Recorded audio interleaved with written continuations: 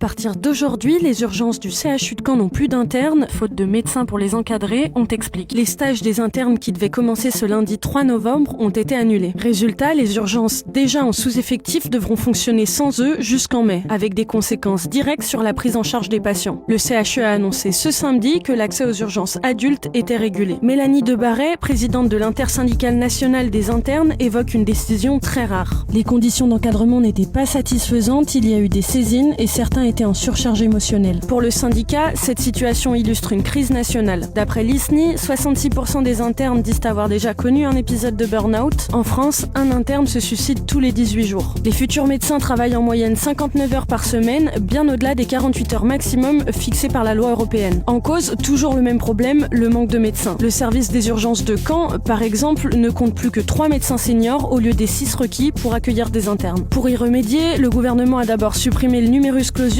un quota qui limitait le nombre d'étudiants admis en médecine, et l'a remplacé en 2019 par le numerus apertus, censé permettre plus de souplesse et mieux répondre aux besoins des territoires, lui aussi supprimé depuis. Selon le Conseil national de l'ordre des médecins, le nombre de praticiens en activité a augmenté de 1,7% en un an, mais le Conseil prévient que même si la tendance s'inverse, le manque de médecins devrait durer encore plusieurs années, au moins jusqu'aux alentours de 2040.